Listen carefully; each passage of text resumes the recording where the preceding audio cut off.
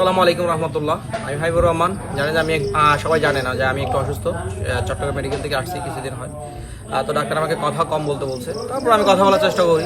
আমার ভাই জানেন যে রুবেল, যে হাজি ড্রাইভার রুবেল ভাই, উনি আমার ভাই, আমার বন্ধু। ওনার মারা যাওয়াতে খুবই কষ্ট লাগতেছে। আসলে কষ্ট না লাগার কি, কষ্টের চাইতে বেশি কষ্ট লাগতেছে যখন শুনলাম যে রুবেল ভাইকে আপনার বিজিবি হাসপাতালে নিয়ে গেছে।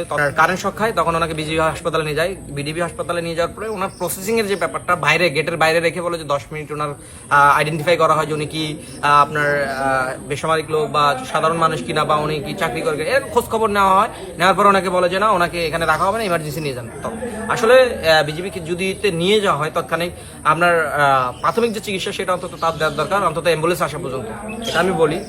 এরপরে হচ্ছে যে জনগণের টাকায় আপনার এই যে হাসপাতাল তৈরি, বাংলাদেশে এরকম নাকি 7টা হাসপাতাল তৈরি হয়েছে, অনেক কোটি কোটি টাকা খরচ করে। এমন হাসপাতালে কি দরকার যদি যেখানে জনগণের সেবায় যদি আপনারা না দিতে পারেন, অন্তত বাইরের মানুষের না দেন। গুইমারা উপজেলা মানুষের যদি সুবিধাই না হয়, গুইমারার মানুষের নাকের ডগায় এমন হাসপাতাল আপনাদের কে তৈরি করতে বলছে?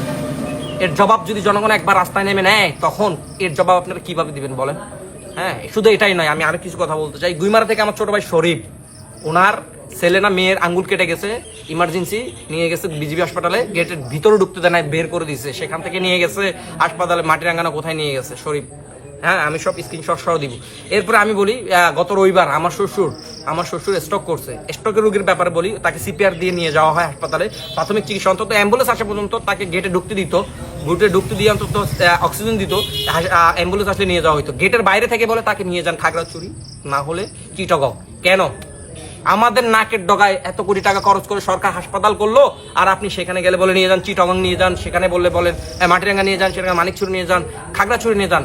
আপনার আব্বাদ্দিনার টাকায় কি হাসপাতাল করা? আমরা জনগণ চুপ আছি দেখে আপনারা এখন পর্যন্ত সুযোগ নিয়ে যাচ্ছেন, সুবিধা নিয়ে যাচ্ছেন হাজার হাজার কোটি টাকা খরচ করে। কেন তাহলে এই যে জনগণের নাকের ডগায় হাসপাতালটা করলেন? গুইমারা উপজেলা আজকে 8 বছর পড়লো, আমরা সব থেকে বঞ্চিত। খাগড়াছড়ি জেলার সবচাইতে সুবিধা বঞ্চিত উপজেলা হচ্ছে গুইমারা উপজেলা। কিচ্ছু নাই, কি আছে না, কয়েকদিন পর আগুন লাগে, ফায়ার স্টেশন নাই, হাসপাতাল নাই, উপজেলা কমপ্লেক্স নাই, তারপরে হচ্ছে যে আপনার শিক্ষা ভবন নাই। হ্যাঁ, আর কি আপনাদের কি লাগবে? কি মানে আপনার কোন দিক থেকে আমাদেরকে দেখতেছেন বলেন? অন্তত আপনার সাময়িক চিকিৎসাটাও যদি না দেন, তাহলে 1 কোটি টাকা হাসপাতাল এখানে রেখে লাভ নাই। মানুষের ফেস দেখাইয়া, ফেস ভ্যালু বাড়াইয়া হাসপাতালের নামে হাজার কোটি টাকা প্রতি বছরে আপনি বরাদ্দ করে খাইবেন, সে আশা বাদ দিয়ে দেন। মানুষ কথা বলতে শিখে গেছে, আর মানুষ আগের মতো নাই। একটু ভালো হয়ে যান। হ্যাঁ, আমার ভাই মারা গেছে, আমার বন্ধু মারা গেছে, আমার আল্লাহ আগে। আমার ভাই মারা গেছে, আমার বন্ধু, আমার এলাকার প্রত্যেকটা মানুষ অভিযোগ করে যে বিজিবি হাসপাতালে কোনো রকম আপনার চিকিৎসা করা হয় না, তাদেরকে সুযোগ সুবিধা দেওয়া হয় না। তো কেন করছেন এমন হাসপাতাল এখানে? একেবারে গুইমারা রাস্তার উপরে, গুইমারা যেতে বাম সাইডে রাস্তার উপরে হাসপাতালটা করছেন। সাধারণ মানুষ অবশ্যই সেখানে যাবে, অবশ্যই যাবে। আমরা যখন আমাদের সিন্দুকচুরিতে খুব বেশি বিপদে পড়ে, আমরা যখন জোনে যাই, তারা অন্তত প্রাথমিক চিকিৎসাটা দিয়ে তারপরে বলে যে আপনারা অন্যখানে দেখেন। তো সেক্ষেত্রে বিজিবি আপনাদের থেকে মানুষ এটা আশা করে না।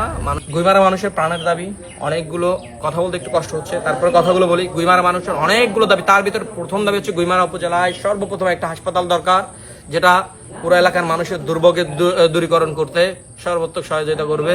2 নাম্বার হচ্ছে ফায়ার স্টেশন দরকার। পুরো এলাকা পুরো ছাই হয়ে যায়, তবুও মানুষের হৃদয়ে পুরে না। হ্যাঁ, অনেকবার গুইমারা পড়ে গেছে, অনেক মানুষের ক্ষতি হয়েছে, কোটি কোটি টাকার ক্ষতি হয়ে যায়, কিন্তু মানুষের বিবেকে নাড়া দেয় না। গুইমারা উপজেলায় একটা ফায়ার স্টেশন দরকার, একটা হাসপাতাল আমাদের খুবই জরুরি দরকার। বাকিগুলো আস্তে ধীরে হলেও ইনশাল্লাহ চলবে।